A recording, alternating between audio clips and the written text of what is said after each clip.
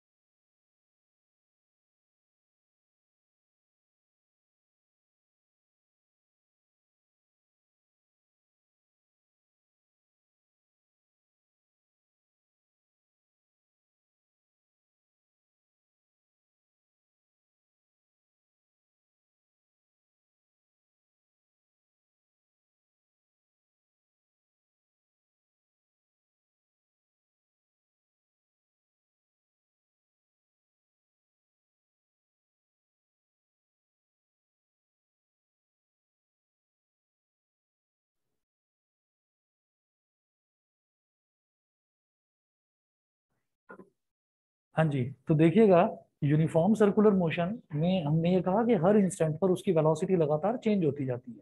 तो जब वेलोसिटी लगातार चेंज होती जाती है, तो वेलोसिटी के चेंज होने को ही तो हम बोलते हैं एक्सेलरेशन। तो uniform circular motion is always an accelerated motion. उसके बाद देखिएगा,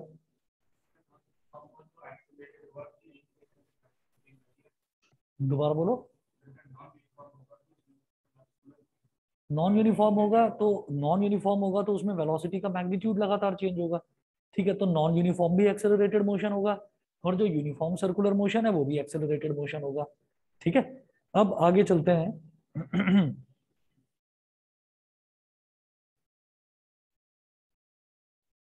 यहाँ पर हमने लास्ट टाइम एंगुलर डिस्प्लेसमेंट करा था, अब आप नोट करेंगे बेटा angular velocity. Angular velocity,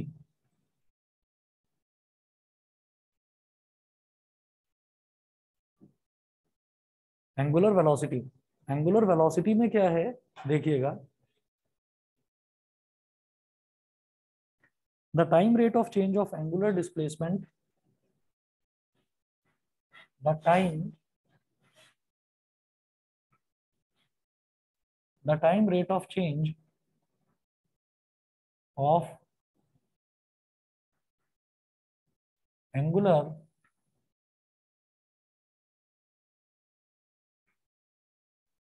the time rate of change of angular displacement of a particle is called its angular velocity. समझिएगा, एंगुलर डिस्प्लेसमेंट क्या था? एंगुलर डिस्प्लेसमेंट वाला जो डायग्राम लास्ट क्लास में बनवाया था वही डायग्राम बनवा रहा हूँ, छोटा सा डायग्राम था। आप देखिएगा कि ये हमारा एक सर्कल है।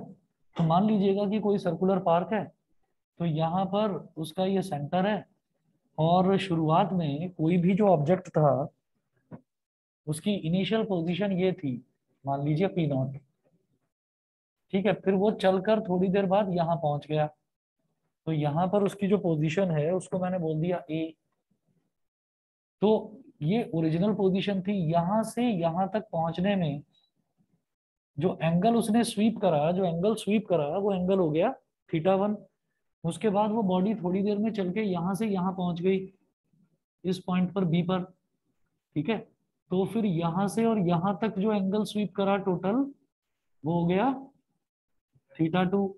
तो जो दोनों के बीच का एंगल है, जो गैप है मतलब ए से बी तक जाने का, ये डेल्टा थीटा हो गया।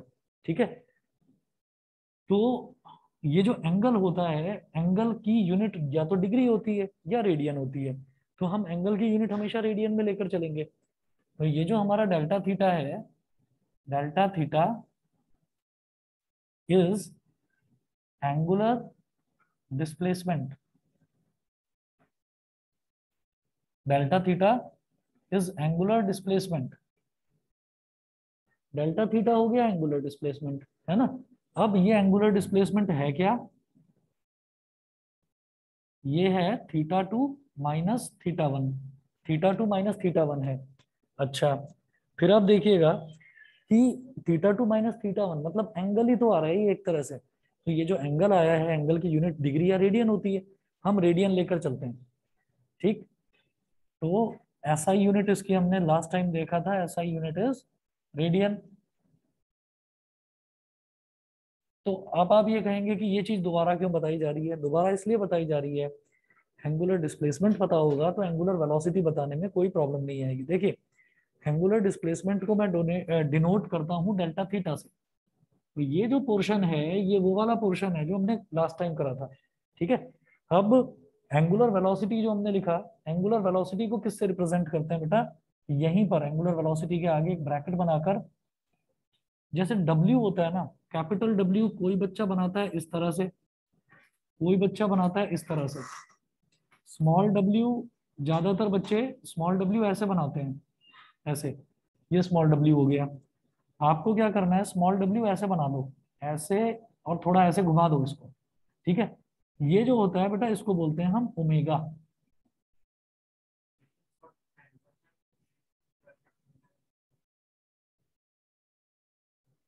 वो तो ओम था, हाँ वो ओम था।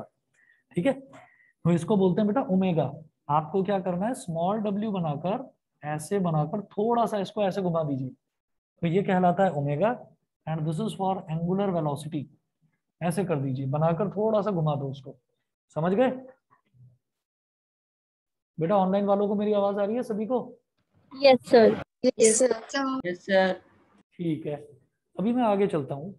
तो एंगुलर वेलोसिटी, भाई सीधी बात बताइए, लीनियर वेलोसिटी क्या होती है? Displacement upon time taken is linear velocity. तो angular displacement upon time taken क्या हो गई? Angular velocity. तो इसका मतलब हमारी जो एंगुलर वेलोसिटी है omega, omega is equal to delta theta upon delta T. Delta theta क्या है? Angular displacement. डेल्टा की टी क्या है? बहुत छोटा सा टाइम, स्मॉल टाइम इंटरवल। ठीक है, अब इसके ऊपर ना मैं बार बना देता हूँ। बार, बार क्यों बना रहा हूँ बताता हूँ, अभी पहले बस लिख लो आप। बस 2 मिनट दे दीजिए, 2 मिनट में बता रहा हूँ कि इसके ऊपर मैंने ये बार क्यों बनाया है। अब मैं एक चीज तो समझ गया यहाँ पर कि इसकी यूनिट क्या होगी। SI unit of angular velocity SI unit of angular velocity is RAD/S, यानी कि रेडियन पर second.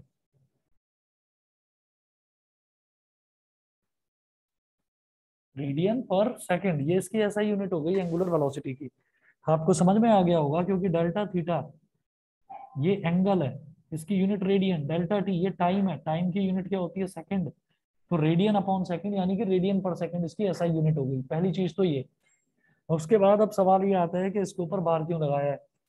Motion in a straight line की तरह, बिल्कुल वही। जब मैं वेलोसिटी के ऊपर v के ऊपर बार बना देता था तो मैं एवरेज वेलोसिटी की बात करता था। जब मैं a के ऊपर बार लगा देता था तो मैं एवरेज एक्सेलरेशन की बात करता था। सिमिलरली ओमेगा के ऊपर बार लगा दिया तो मैं एवरेज एंगुलर वेलोसिटी की बात कर रहा हूँ, एवरेज एंगुलर वेलोसिटी। अच्छा, हम तो ये कहते हैं कि हमें इंस्टेंटेनियस एंगुलर वेलोसिटी निकालनी है, तो वो कैसे निकलेगी? तो देखिएगा,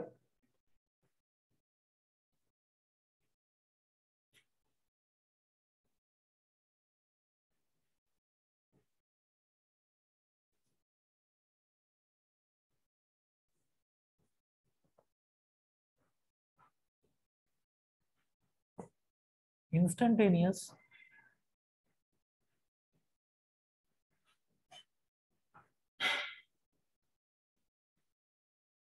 instantaneous angular velocity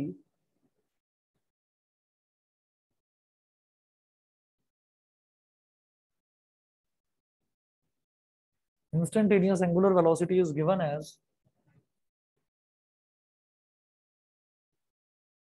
omega is equal to limit delta T tending to zero. जो एंगुलर वैल्यू दे रखी हो ना, जो भी एवरेज वैल्यू दे रखी हो, उस एवरेज वैल्यू से पहले आप limit delta T tending to zero लिख दीजिए। क्या है ये लंबी कहानी है, ठीक है। इसको डिफरेंशिएशन में कर लेंगे कभी, जब आपका मन करेगा रिवाइज करने का, उसमें करवा देंगे। ठीक, तो आप क्या करें, limit delta T tending to zero लिख दीजिए। मतलब क्या है इसका, शॉर्ट में बताता हूं अभी, कि delta theta upon delta T. तो delta T tending to zero का मतलब क्या है, लिमिट का मतलब क्या है, कि it is a very limited value, it is a very small value. कितनी स्मॉल वैल्यू, कितनी स्मॉल वैल्यू की इसकी वैल्यू लगभग लगभग जीरो के बराबर है। हम ये कहेंगे कि भाई कोई चीज मैंने मान लो परचेज करी। अब वो जो परचेज करी, मान लीजिए वो 2 पैसे या 4 पैसे की है, या हमने बहुत सारी चीजें परचेज करी, बहुत सारी चीजें परचेज करी, तो बल्क में चीजें हमको थोड़ी सस्ती पड़ जाती हैं। होलसेल प्राइस, रिटेल प्राइस जानते हैं ना, अलग अलग होता है। तो मैंने बहुत सारी चीजें कोई परचेज करी, उसमें से 2-3 चीजें मेरे किसी फ्रेंड ने बोला ये मुझे दे दे। तो मैंने कहा ठीक है भाई ले ले। उसने ले ली वो 2-3 चीजें। वो बोलता है कि भाई इसकी मेरे को कीमत बताइए, इसका प्राइस बताइए कितने की है। तो मैंने बोला अरे ले ले, क्या है इसका प्राइस। तो वो बोल रहा है कि नहीं नहीं, कुछ तो प्राइस होगा। तो मैं ये कहूंगा कि ये तो मुफ्त बराबर है। मुफ्त बराबर का मतलब क्या हो गया, अगर बल्क में हमने बहुत सारी चीजें ली हैं, तो उसमें जब हम एवरेज प्राइस निकालते हैं किसी का भी, तो वो क्या निकलता है, मुश्किल से सोच लीजिए कि कोई छोटी चीज है, 2 पैसे या 3 पैसे उसका प्राइस निकलेगा। तो हमारे लिए हम ये कह देंगे कि 2 पैसे या 3 पैसे बहुत छोटी वैल्यू है, बहुत लिमिटिंग वैल्यू है। तो इसलिए हम ये कह देते हैं कि वो it is tending to zero, कि भाई इसकी कीमत लगभग लगभग 0 पैसे के बराबर है। 1 पैसा या 2 पैसा हम ये कह देंगे लगभग लगभग 0 पैसे के बराबर। वही चीज, टाइम इतना शॉर्ट, इतना शॉर्ट, इतना शॉर्ट, 0.00001 सेकंड का मतलब क्या है, लगभग 0 सेकंड। वो 0 सेकंड का मतलब क्या है, कि जैसे मान लीजिए हम स्कूटर चला रहे हैं, हमारा फ्रेंड बैठा है पीछे, उसने हमसे कह दिया कि भाई स्पीड बताओ कितनी है, ठीक है। तो मैं एकदम से झटके से नजर डालता हूँ और मैं बताता हूँ कि स्पीड इतनी है। तो वो टाइम कितना लगा उसमें, 0.00001 सेकंड, ना के बराबर टाइम लगा, बस नजर ही तो घुमानी है। तो वो एकदम से मैंने जो देखकर बताया, वो मेरी इंस्टेंटेनियस वेलोसिटी होती है। तो इसलिए जब भी कभी कोई इंस्टेंटेनियस चीज निकालनी है, तो यानी कि टाइम होना चाहिए ऐसा कि जिसमें हम चुटकी बजाएं बस, तो टाइम की वैल्यू ना बता पाए, इतना छोटा टाइम। फिर आप ये कहेंगे जब इतना छोटा, हाँ, इंस्टेंटेनियस में टाइम जो है वो टाइम हमारा लगभग टेंडिंग टू जीरो होगा। हाँ, हमेशा, हमेशा इंस्टेंटेनियस जब भी निकालना है तो limit delta T tending to zero रख देंगे। फिर आप कहेंगे जी delta T tending to zero क्यों कह रहे हो, इक्वल टू जीरो ही बोल दो। इक्वल टू जीरो क्यों नहीं बोल सकते, डिनोमिनेटर में जीरो रखोगे तो ये पूरा का पूरा जो टर्म है ये नॉट डिफाइंड हो जाएगा। इसका क्या होता है तरीका, जब limit delta T tending to zero होता है तो बेटा उसी को हम क्या बोल देते हैं, D theta by D T. D theta by D T ये डेरिवेटिव है थीटा का विद रिस्पेक्ट टू टी। बताइए सबको समझ में आ गया इतना? Yes sir. Yes sir. Yes sir. Kanishk, Lakshya है, पार्थ, प्रणवी, विदुषी, Yes, सभी sir. Yes sir. Yes sir. ठीक है जी, ठीक है, हाँ जी, Yes, sir. ओके। कौन सी वाली? Delta S upon R. देखो वो ना लीनियर में था, मोशन इन स्ट्रेट लाइन में था, अभी मैं सर्कुलर मोशन की बात कर रहा हूँ। तो सर्कुलर मोशन में जब भी हम चलेंगे तो हम एंगुलर वेलोसिटी की बात करेंगे। और कहाँ क्या है बताओ ना?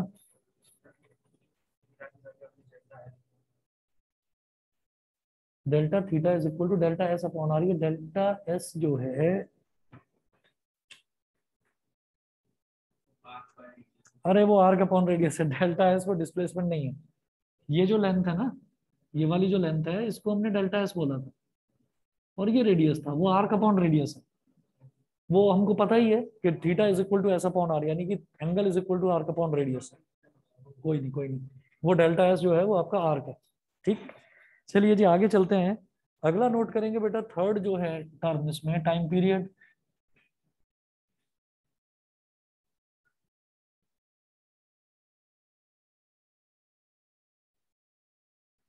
टाइम पीरियड इसमें आप नोट करें, the time taken by a particle to complete one revolution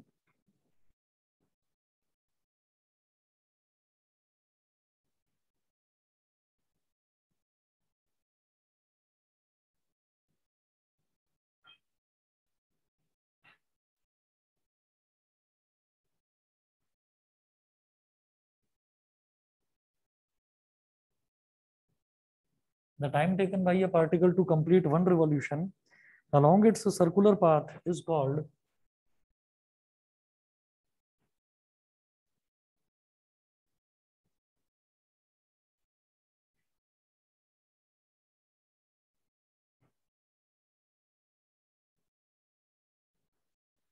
along its circular path is called its period of revolution.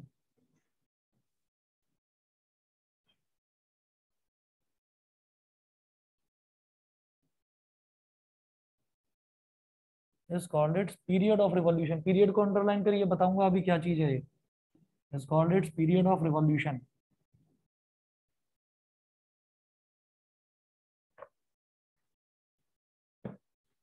और यहाँ ब्रैकेट में लिखेंगे कैपिटल टी। एक चीज बिल्कुल दिमाग में अच्छे से बिठा लेना, स्मॉल टी और कैपिटल टी में बहुत बड़ा अंतर है। हम जानते हैं कि स्मॉल टी हमेशा टाइम टेकन को रिप्रेजेंट करता है, ठीक है, और कैपिटल टी हमें पता है क्या होता है, temperature. Capital T is for temperature, ये होता है, हाँ हाँ टेम्परेचर ही होता है, capital T is for temperature. लेकिन जब मैं यहाँ पर, जब मैं मोशन वाले चैप्टर की बात करता हूँ और वहां पर मैं कैपिटल टी लिखता हूँ, तो इट इज टाइम पीरियड। ये टाइम पीरियड क्या होता है कि सर्कुलर मोशन में एक खास बात होती है कि सर्कुलर मोशन में जब भी कभी, मान लीजिए एक सर्कुलर पार्क है, मैं घूम रहा हूँ उसके चारों तरफ, मोटर बाइक चला रहा हूँ, तो उसमें एक खास बात होती है कि मैं घूम फिर के वापस अपनी उसी पोजीशन पर, ओरिजिनल पोजीशन पर आऊंगा जरूर। तो एक पूरा राउंड लगाने में, एक पूरा रिवॉल्यूशन कंप्लीट करने में जो टाइम टेकन होता है, that time taken is called time period. ठीक है, थोड़ा सा चले, जैसे यहाँ ए पॉइंट से बी पॉइंट तक चले, तो यहाँ से यहाँ तक चलने में जो टाइम है, that is called time taken. लेकिन सोचो कि मैंने ए से स्टार्ट करा, घूमता घूमता घूमता घूमता वापस ए पर आ गया, तो अब मैंने पूरा का पूरा एक रिवॉल्यूशन कंप्लीट कर लिया, है ना, तो that time taken is called time period. सभी को समझ में आ गया? बोलिए। सर आपने Yes, टाइम sir. पीरियड को 3 से क्यों मार्क करा है? बिल्कुल सही, टाइम पीरियड को कैपिटल टी से इस वजह से मार्क कर रहे हैं ताकि नो हमको, सर, नो सर, सर वो जो आपने 3 मार्क किया है रोमन नंबर्स। कहाँ है, नहीं समझा मैं, दोबारा बताओ।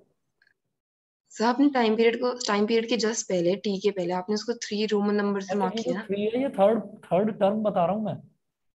जैसे ये एंगुलर वेलोसिटी, ये सेकंड टर्म बता रहा था मैं, मैंने सेकंड नहीं लिखा था यहाँ पर, ठीक है। Okay sir. उससे पहले हमने एंगुलर डिस्प्लेसमेंट लास्ट क्लास में करा था, वो फर्स्ट टर्म था। हम जो टॉपिक कर रहे हैं वो है some important terms related to uniform circular motion. तो फर्स्ट था एंगुलर डिस्प्लेसमेंट, सेकंड था एंगुलर वेलोसिटी, अब है टाइम पीरियड, तो इसलिए वो 3 लिखा है। ठीक है, ओके सर। चलिए जी मैं आगे चलता हूँ। समझ गए? लक्ष्य क्लियर है? लक्ष्य, पार्थ, प्राणवी, विदुषी बोलिए। Yes sir. आस्था, भव्या बताइए क्लियर है? Yes sir. Yes sir. Yes चलिए, सर। चलिए ठीक है। आज क्या हुआ, गलती से किसी और को भेज दिया मैंने आईडी पासवर्ड, ये लक्ष्य का फोन नहीं आता तो आज क्लास होती ही नहीं आप लोगों की। आप लोग सोचते कि मैंने भेजा ही नहीं है, वो भेज दिया लेकिन गलती से किसी और को भेजा। चलिए चलता हूँ आगे, ये थर्ड पॉइंट था।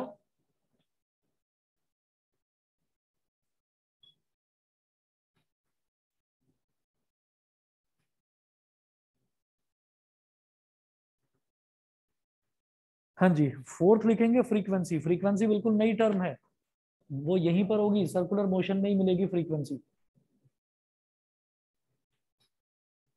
तो the fourth term is frequency.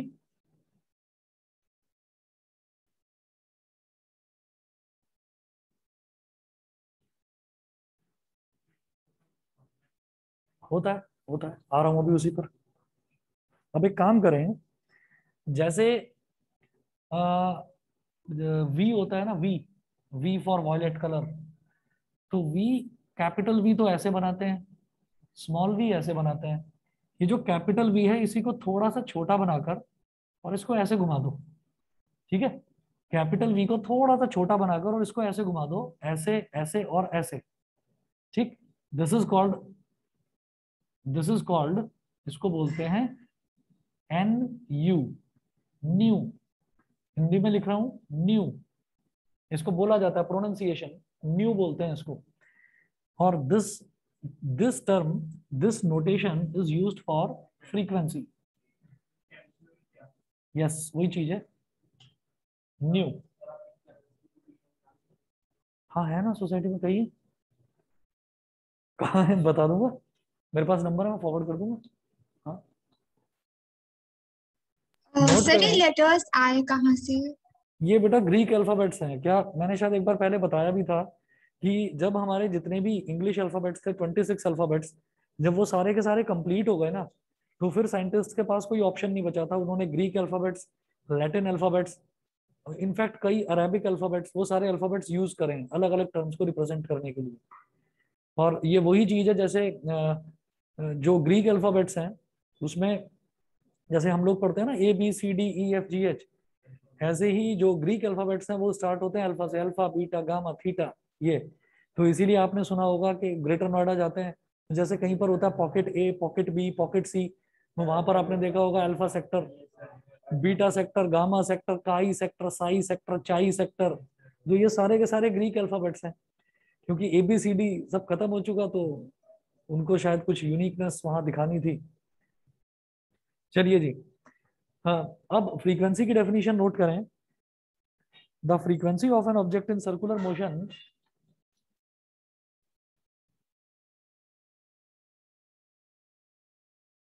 the frequency of an object, the frequency of an object in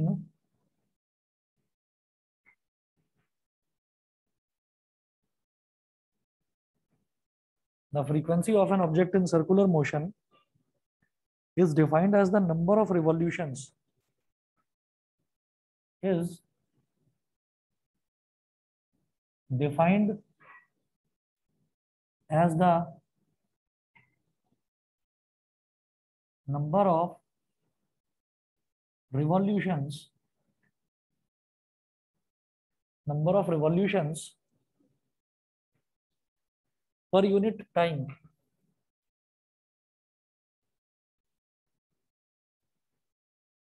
number of revolutions per unit time,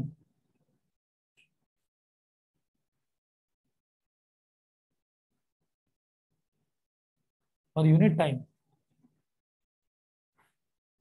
Its formula is, अच्छा जहां पर भी हमको ये दिखाई देता है कि पर यूनिट टाइम है, तो पर यूनिट का मतलब क्या है कि वो चीज डिनोमिनेटर में आ जाएगी, टाइम डिनोमिनेटर में आ जाएगा, number of revolutions per unit time तो टाइम डिनोमिनेटर में आ जाएगा।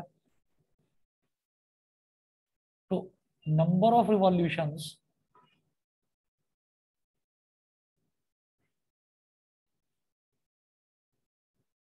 अब ये फॉर्मूला समझना बेटा, फॉर्मूले में कोई भी बच्चा गलती ना करे।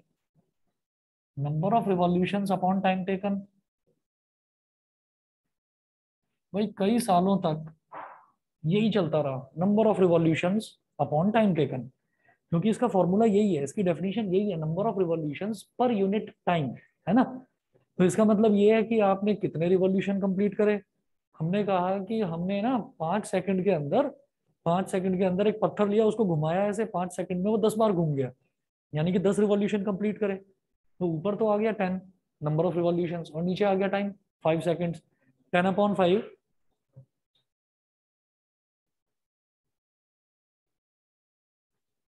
तो 10/5 यानी कि क्या हो गया, 2 हो गई उसकी फ्रीक्वेंसी। फ्रीक्वेंसी की यूनिट हमेशा याद रखिएगा, फ्रीक्वेंसी की यूनिट क्या होती है, नहीं फ्रीक्वेंसी का वो तो हर्ट्स, बिल्कुल सही, हर्ट्स होती है फ्रीक्वेंसी की यूनिट। बहुत सालों तक ये चलता रहा, फिर किसी ने दिमाग लगाया, भाई नंबर ऑफ रिवॉल्यूशन जो है, नंबर ऑफ रिवॉल्यूशन, अगर मान लो मैं एक रिवॉल्यूशन की बात करूं, अगर मैं एक रिवॉल्यूशन की बात करूं, तो उसमें कितना टाइम यूज करा जाता है, एक रिवॉल्यूशन में जो टाइम होता है उसी को तो कहते हैं टाइम पीरियड, ठीक है, उसी को तो कहते हैं टाइम पीरियड। तो न्यू को ये भी कहा जा सकता है, न्यू को ये भी कहा जा सकता है 1/T। ऊपर क्या है, नंबर ऑफ रिवॉल्यूशन 1, एक रिवॉल्यूशन में टाइम टेकन कितना है, capital T which is your time period. बताइए समझ गए कि नहीं। Yes sir. Sir. Yes sir. चलिए यस जी, सर। आते हैं, आगे चलता हूँ ना। सारी मेहनत बेकार करवा दी तुमने, टाइम टेकन और टाइम पीरियड अलग अलग है। दोबारा बताता हूँ, यहां से लेकर ए से लेकर बी तक अगर मैं गया हूं, तो यहां से यहां तक जाने में जो टाइम लगा, दैट इज टाइम टेकन। और ए से घूमकर वापस ए में आने में जो टाइम लगा, दैट इज टाइम पीरियड। दोनों की यूनिट तो सेकंड ही है, क्योंकि है तो दोनों टाइम ही ना, ठीक, ये अंतर है बस। तो इट्स एसआई यूनिट इज, हाँ बिल्कुल सही, इट्स एसआई यूनिट इज, आप बोल सकते हैं भाई ऊपर तो 1 है, 1 का मतलब क्या है, नंबर है, नंबर की तो कोई यूनिट नहीं होती, क्वांटिटी होती है वो, उसकी कोई यूनिट नहीं होती। और टाइम की यूनिट होती है सेकंड। तो आप या तो इसको एस की पावर -1 बोल सकते हो कि इसकी यूनिट पर सेकंड, है ना। और इस पर सेकंड को ही बेटा हम बोल देते हैं हर्ट्ज, HERTZ, हर्ट्ज, जिसको शॉर्ट में लिखते हैं HZ, इसको शॉर्ट में HZ लिख देते हैं। उसके बाद एक इंपॉर्टेंट रिलेशन है, नोट करें, relation between omega, new and capital T, heading डालेंगे यहां पर, रिलेशन बिटवीन ओमेगा, ओमेगा क्या है, एंगुलर वेलोसिटी। ये टर्म्स हैं, नई नई टर्म्स आपने आज करी हैं, तो इनको यूज करने में बार बार थोड़ा सा आपको दिक्कत आएगी, लेकिन एक बार, दो बार, तीन बार रिवाइज करेंगे तो याद हो जाएगा। रिलेशन बिटवीन ओमेगा, ओमेगा मतलब एंगुलर वेलोसिटी, न्यू, न्यू मतलब फ्रीक्वेंसी, एंड कैपिटल टी मतलब टाइम पीरियड, ठीक। तो हम ये कहेंगे, we know that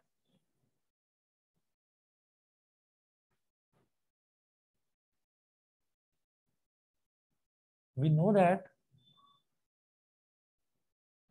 when small t is equal to capital T, यानी कि टाइम टेकन जब टाइम पीरियड के इक्वल हो जाएगा, then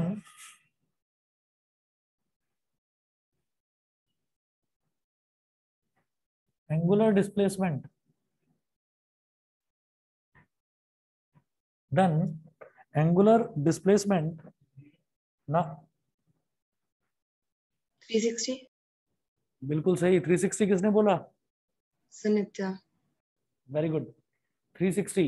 क्यों, क्योंकि एंगल तो स्वीप करा ना उसने, कि ए से स्टार्ट करा, ए से स्टार्ट करके घूम के वापस ए पर आ गया, तो ये तो सब जानेंगे, 360 डिग्री घूम गए, समझ गए। अच्छा मैं आपको क्या बोल रहा हूँ शुरुआत से बार बार, कि हमें उसको 360 डिग्री में नहीं लेना, एंगल हमको डिग्री में नहीं लेना, रेडियन में लेना है। तो रेडियन में क्या होता है, 2 पाई। 2 पाई, बिल्कुल सही, क्योंकि 180 डिग्री पाई के बराबर, तो 360 डिग्री उसका डबल, वो हो गया 2 पाई के बराबर, ठीक। तो then angular displacement is equal to 2 pi, 2 pi radian. मैं वही कह रहा हूँ ना, ये टर्म्स हमारे लिए नहीं है, तो थोड़ा सा हमको टाइम लगेगा, लेकिन जब हमको कंफर्टेबल हो जाएंगे इसमें तो हमें फिर आसान लगने लगेगा। तो ये हो गया हमारा 2 पाई रेडियन। तो एंगुलर वेलोसिटी कितना होगा, आगे कर रहा हूं इस तरफ।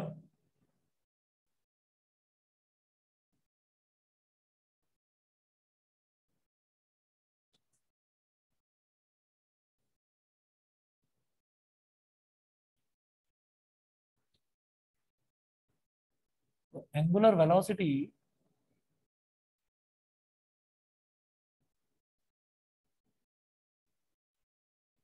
Is equal to angular angular velocity is equal to angular displacement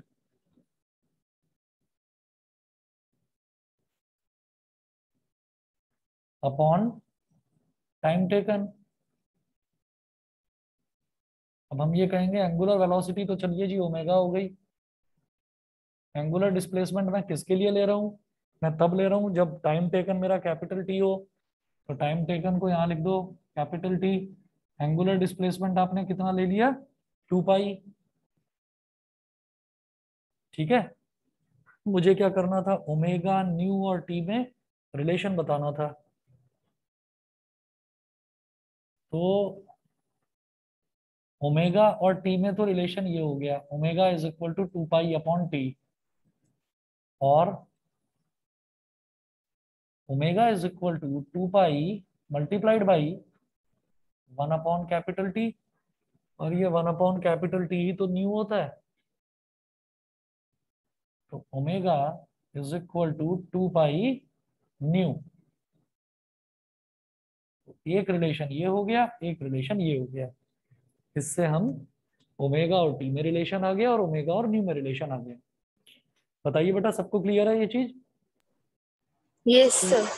ठीक है, चलिए यस जी सर। इसके बाद, ओके ओके, इसके बाद एक और इम्पोर्टेंट रिलेशन है, वो लिखेंगे। देखो मैं ये जानता हूँ कि अब तक मैंने 9th क्लास में भी पढ़ा, और 9th वाली चीज ही रिपीट हुई 11th क्लास में, जो हमने motion in a straight line पढ़ा। तो स्ट्रेट लाइन में वेलोसिटी तो सब बच्चे जानते हैं। ठीक है, ये सर्कुलर मोशन ना, अगर आपको थोड़ा बहुत भी 9th का याद हो, तो सर्कुलर मोशन बस एक पैराग्राफ दे रखा था 9th क्लास में, बहुत छोटा सा। तो इसलिए ये 11th में ही आप समझिए कि बिल्कुल फ्रेश पढ़ रहे हैं आप इसको। Relation between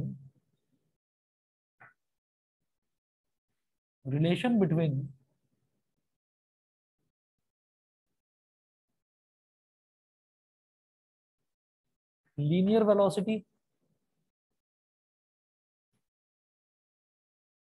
and angular velocity. Linear velocity और एंगुलर वेलोसिटी, इन दोनों के बीच में रिलेशन ये बताना है। ठीक है, अभी तक नहीं आ रहा था समझ में कि एंगुलर वेलोसिटी, धीरे धीरे समझा, अब वापस आप सर फिर से लीनियर वेलोसिटी लेकर आ गए। अब इसमें रिलेशन भी पूछ रहे हो तो कैसे करेंगे, बड़ा इंटरेस्टिंग है, देखिएगा। मैं ये बीच वाला पोर्शन बना मिटा रहा हूँ और यहाँ पर एक डायग्राम बना रहा हूँ।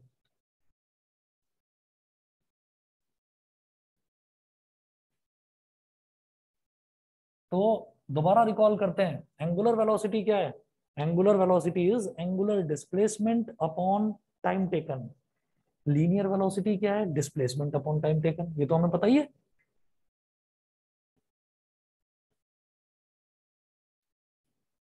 एक डायग्राम बनाइए, क्योंकि सर्कुलर मोशन है तो सर्कल बनाएंगे एक छोटा सा। अब इसमें 2 पॉइंट्स ले लेंगे,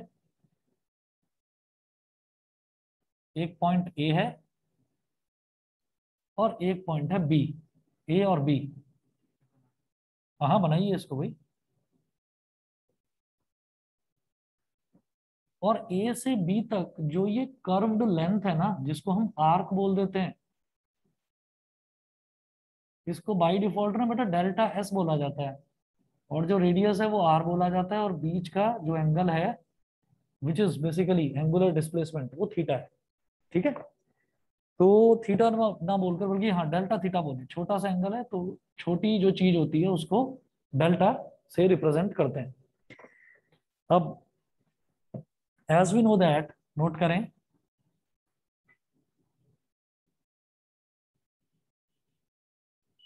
as we know that angle is equal to arc upon radius। तो एंगल क्या है, डेल्टा थीटा, और आर्क क्या है, delta S,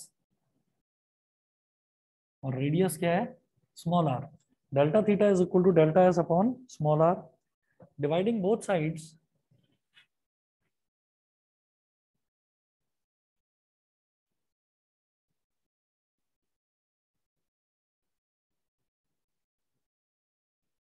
by delta T. दोनों तरफ डेल्टा टी से डिवाइड कर दीजिए, delta theta by delta T. ये 1/r को थोड़ा अलग को हटा दो, ऐसे रख दो, और delta S upon delta T. कुछ बच्चे समझ गए होंगे कि हम कर क्या रहे हैं। उसके बाद उसके बाद taking the limit, taking the limit delta T tending to 0 on both sides. दोनों तरफ limit delta T tending to 0 ले लो, यानी कि जो टाइम टेकन है वो मैं बहुत एक्सट्रीमली स्मॉल ले रहा हूं। ठीक है, एक्सट्रीमली स्मॉल ले रहा हूं time period, time taken sorry.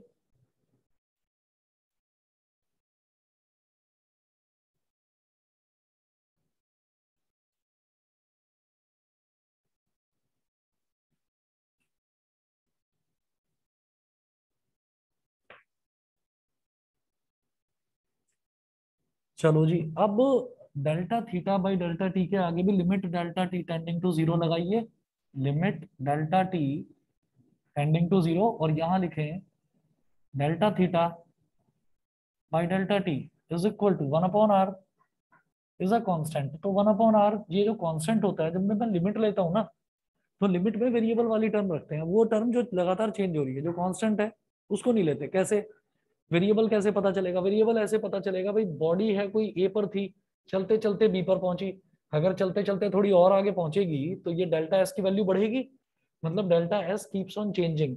इसका मतलब क्या है कि डेल्टा एस वेरिएबल है। ठीक, जब बॉडी यहां से यहां तक पहुंची, तो जब वो थोड़ा सा आगे पहुंचेगी तो थोड़ा सा तो एक्स्ट्रा टाइम लेगी, तो time taken is also variable, वो भी चेंज हो रहा है। But radius is constant, radius नहीं चेंज होने वाला। मैं जिस पार्क के चारों तरफ चक्कर लगा रहा हूँ ना, उसका रेडियस सेम रहने वाला है। या बता दो, पार्क भी छोटा है बड़ा होता है क्या बीच बीच में, ऐसा तो नहीं है। ठीक है, चलो तो फिर आगे चलते हैं। रेडियस हमारा कांस्टेंट है, दोबारा करना है। हाँ, limit delta T tending to 0 delta S by delta T. जब भी limit delta T tending to 0 आ जाता है ना डेल्टा वाली टर्म्स के आगे, तो डेल्टा हटकर डी लग जाता है, यानी कि डिफरेंशियल हो जाता है उसका। तो बेटा ये हो गया D theta by D T, ये है 1/r, और ये हो गया D S by D T.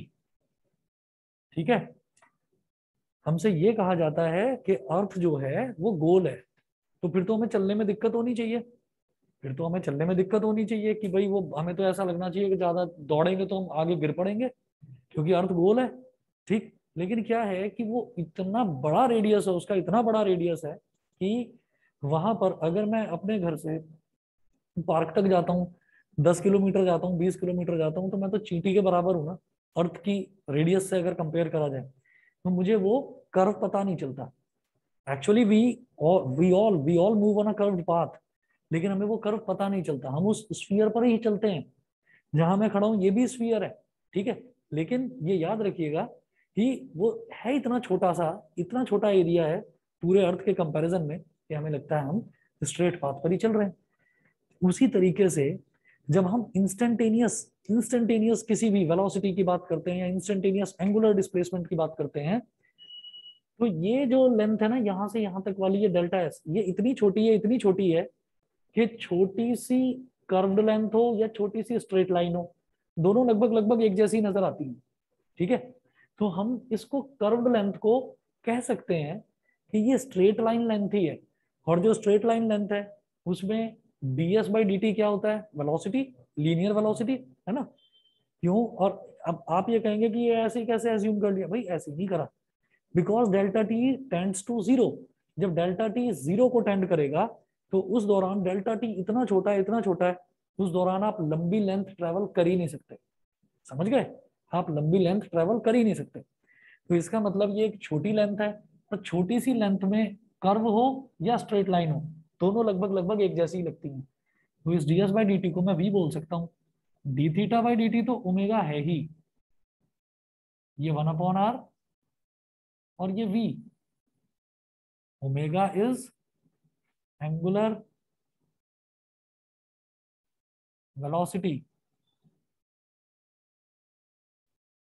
v is linear velocity।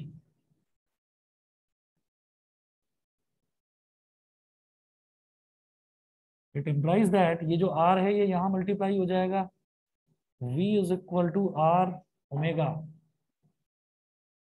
बेटा इंपॉर्टेंट लिख लो इसको, बहुत इंपॉर्टेंट रिलेशन है, v is equal to r omega. In vector notation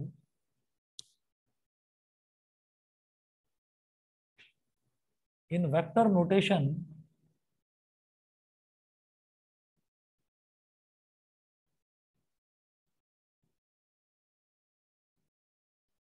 v vector is equal to r vector cross omega vector, cross product होता है बेटा इसका, v vector is equal to r vector cross omega vector.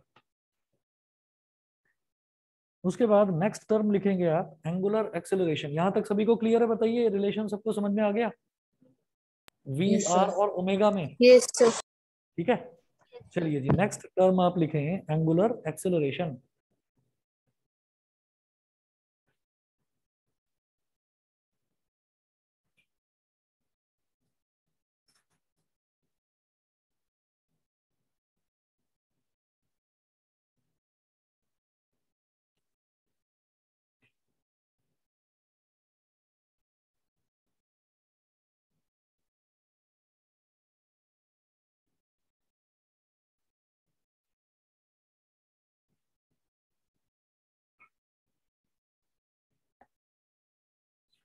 Angular acceleration, एक minute, कोई question है?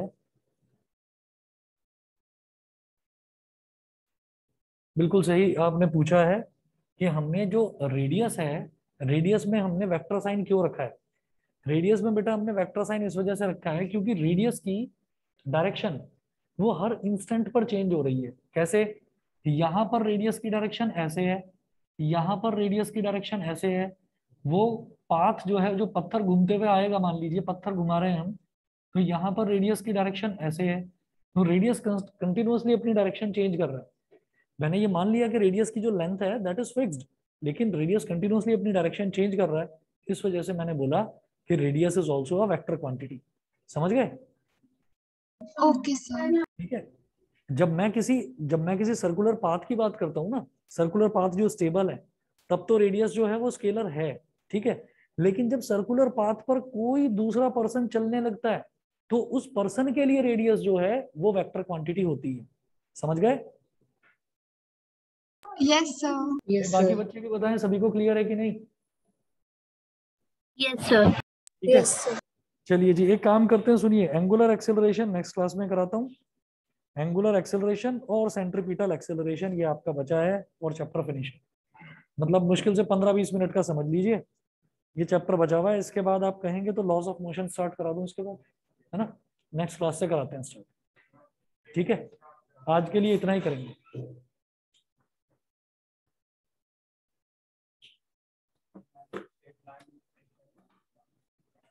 बताता हूँ।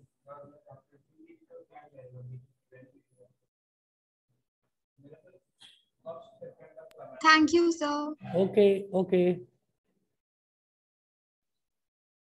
Thank you, sir. Okay.